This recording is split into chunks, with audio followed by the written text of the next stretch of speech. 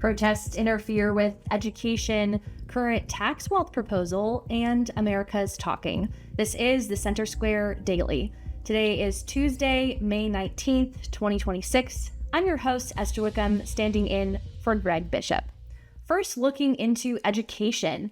Across the country, student walkouts and demonstrations tied to immigration enforcement have increased over the years. According to data compiled by the nonprofit Defending Education, there were just 58 school protest incidents recorded nationwide in 2022, and as of 2026, there are 401.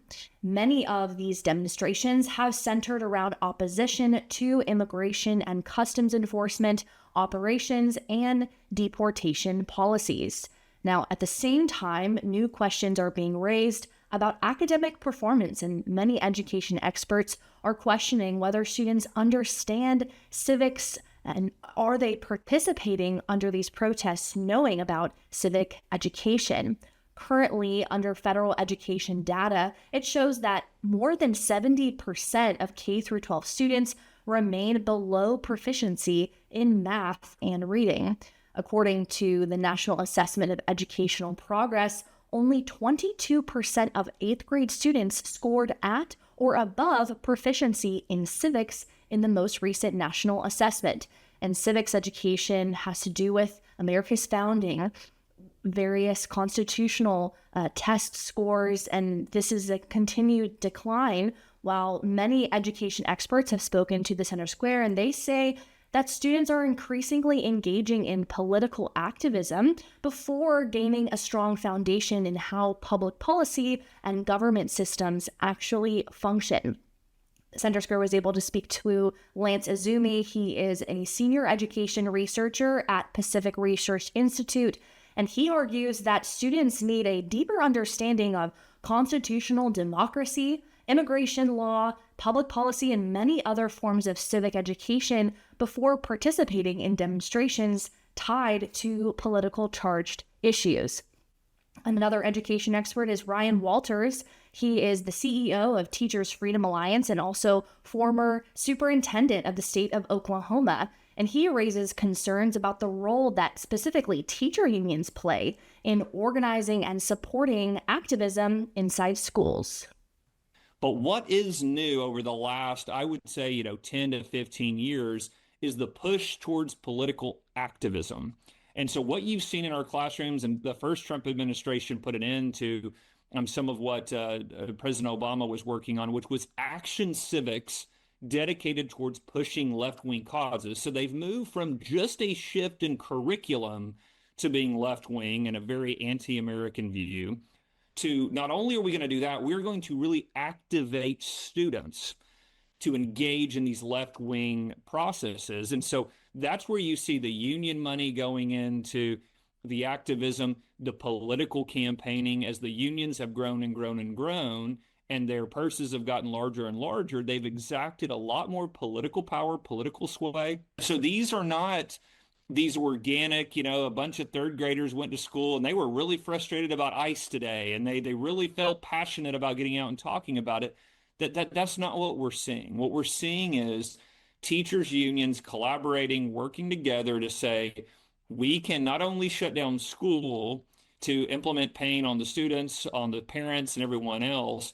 What we can do is use the children to push our political message during an election year to really maximize pain on the Trump administration and Republicans around the country in order to exact our will and to try to, frankly, cause chaos for their political gain. So that's absolutely concerted effort. They're absolutely using their union dues in order to do it. And it absolutely is going to have a very negative effect on our young people who we've seen the latest test scores. So on top of that, public records has shown that various teacher unions, especially AFT and NEA, two of the largest teacher unions, have spent money, millions and billions of dollars, many reports have highlighted, towards political activism, specifically training materials and political organizing efforts connected to these organizations, as well as putting money towards political candidates. And so many critics argue that This crosses the line between education and political advocacy, particularly when it comes to demonstrations during school hours. And I think that's the biggest part of the puzzle here, where a lot of people agree this is a bipartisan issue. Should it be happening during school hours or just after school or on the weekends? Now, Walters continues and says that, these schools should encourage civic education. Students should be encouraged to protest, but also students need to study history and government through primary sources and open debate, rather than directing students toward activism. Take a look. The founders were prolific writers. It's not a secret. It is there. It needs to be studied. Students need to be well refined in primary sources. That we have seen that go to the wayside with the left's dominance in education, where they get into this. No, let's just critically think. Let's just form opinions. Well, you first need the facts to form opinions, and that's where indoctrination comes in. Of we're going to push an opinion on you instead of presenting you with the facts, doing a deep dive into that, and then encourage you to come to your own conclusion. So I think, first of all, what you see with those scores is the students don't know the facts. The students haven't been diving into primary sources. The students haven't been reading directly from the history makers themselves. So that's the first component. The second component is what the unions have driven in schools, which is we're going to help activate you towards this cause rather than the simple encouragement of here's our history, here's our facts. It is important for you to be engaged, whatever way you want to be engaged, left, right, center, whatever it may be. Benjamin Franklin said it's a republic if you can keep it. The founders talked about an engaged citizenry. So, you encourage them to be engaged, but what you don't do is just not teach them any of the history, not teach them any facts, give them no context, just give them a left-wing perspective and then activate them. So I think that, again, when you hear terms like a lot of times that gets bandied around like action civics, well, no, we need to understand history and our government, the way it functions, why it was designed that way. And again, students can come to their own conclusions. Students can determine their own engagement. But our goal is to educate children so that they can do what they want to with that knowledge, not to direct them of how to, be an activist. And I think that's what you've seen. And I think, again, you look at the test scores, it's very reflective of what the left wants is we don't want you to know the history. We just want you to engage with our perspective. We've got to get back to drilling down in a back to the basics approach, mastery of an understanding of American history. And it really does start with those founding documents.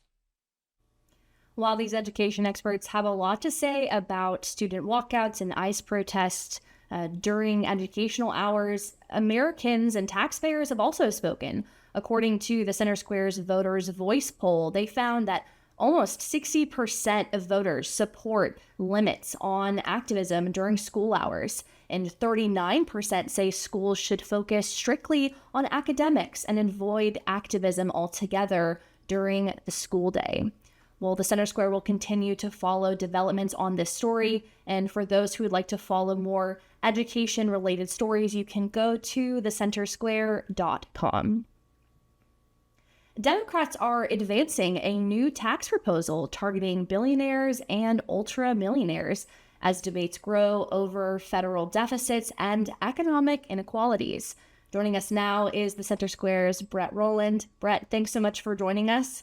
I think starting out, it would be great to talk a little bit about what is this proposal, who is supporting it, and what exactly would this proposal do?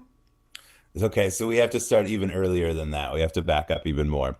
So the reason that I started writing about these is there was a tax foundation report that came out in April that looked at every major tax package before Congress and found that none of them, it looked at 9 tax packages, found that none of them would put the U.S. on a sustainable path towards erasing the debt and deficit. So not wealth taxes, not tariffs, not raising the rates on the rich, none of it would close the gap. So we have to start there. So taxpayers are still going to be on the hook. But the newest proposals get really interesting. So some of them we've seen before. Bernie Sanders is asking for a 5% annual wealth tax on anyone worth over $1 billion. Elizabeth Warren wants 2 to 3% on anyone over 50 million, which is quite a bit less. It sounds like these could bring in big money, But Europe's already tried this experiment and they haven't had great results. And those are pretty telling for taxpayers too. So everyone who thinks that someone else is going to foot the bill is probably wrong. Yeah. And like you said, we have Sanders and Warren in support of this. What exactly are they saying to kind of push forward their acts, what they're proposing, and how much revenue are supporters hoping they can generate out of this, or have they generated revenue for support of this? So they have, especially Warren and Sanders, have some good numbers. They've essentially said that the Sanders proposal, which is the 5% annual tax on anyone worth over $1 billion, they're saying that could. So Sanders' own people came up with a number of 4.4 trillion, which is a lot of money. Two other numbers are worth considering. The Tax Foundation puts it much lower, around 3.3 trillion, and AEI, the American Enterprise Institute, puts it around 2.3 trillion. So there's some real differences in numbers there and just how much it'll bring in. And most of these are raised revenue for a short period of time, and then avoidance really kicks in. And depending on how much people try to avoid these taxes is really how much we'll get. So that's where the struggle comes in estimating the revenue.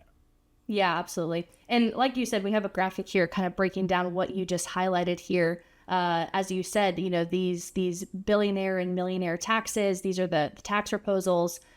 Make billionaires pay their fair share act, 5% annual wealth tax on net worth exceeding $1 billion, ultra millionaire tax, introducing by Senator Warren, 2% annual tax on household wealth. Now, you said that taxpayers are still footing the bill. It's not actually impacting that 0.001% of people across America. Speak to that a little bit more.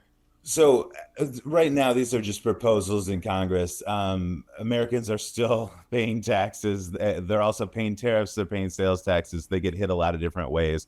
So Americans aren't really feeling a break here. But it is, I think, interesting that everybody else wants someone else to pay the bill, the tax bill. No one really wants to pay it themselves. And that there's this belief that somehow something will come along that will fix this. The expert I talked to at the Tax Foundation said there's going to have to be both entitlement reform, so looking at Social Security and Medicare, as well as probably new revenue sources coming in, and that essentially here we're trying. Democrats are proposing a solution that's been tried in Europe. We've seen how it fared over there. It wasn't great, and now we're trying to propose it again here. So. In the meantime, taxpayers are going to have to keep going with the status quo until we see some real movement in Washington one way or the other. Yeah, and the expert you spoke to, like you said, highlights that Europe tried it out, didn't work so well, but some countries in Europe are still using it. What did he have to say about that? So there's a couple, and Spain is one example.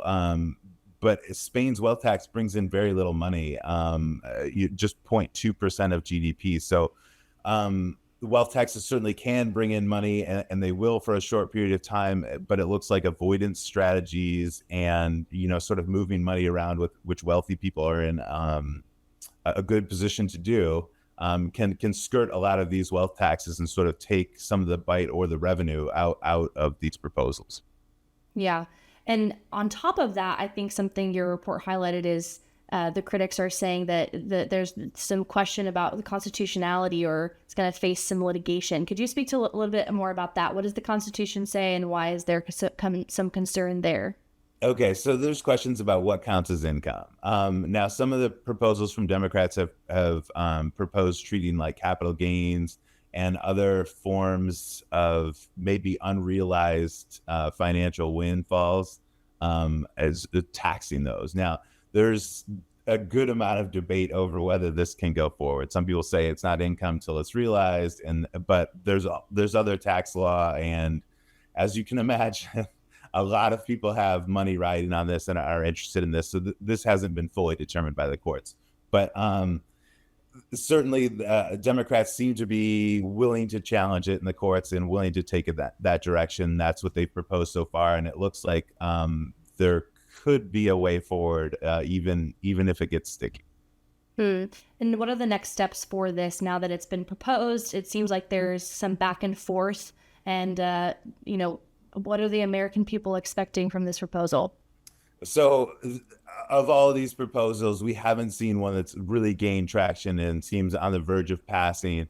But and Congress has shown that it remains starkly divided. Republicans have a narrow majority. The midterms, Democrats are going to look to reset that in the midterms. So all of these changes and all these proposals could come as the makeup of Congress changes, and as maybe we have more votes for one side or the other. But there hasn't been real movement on any of these yet. Those are just proposals in an election year, so we'll have to wait and see what Congress does and what they gather behind. Yeah, absolutely, and we'll definitely be tracking that. The Center Square's Brett Rowland, thanks so much for your time. Really appreciate it. For more stories like that, seeing what's coming out of Congress, you can go to our website at thecentersquare.com. Next, quick hits from America's Talking, where headlines come across all of America. If you would like to read more of these stories and articles, they'll be linked in the description below. First, starting out with the state of Arizona. The governor of Arizona, Katie Hobbs, is facing scrutiny over China-related bills. A national security expert is watching whether Katie Hobbs will sign or veto several Arizona bills aimed at limiting Chinese influence after she previously vetoed similar measures, despite recently adopting tougher rhetoric toward China. Next, in the state of Louisiana.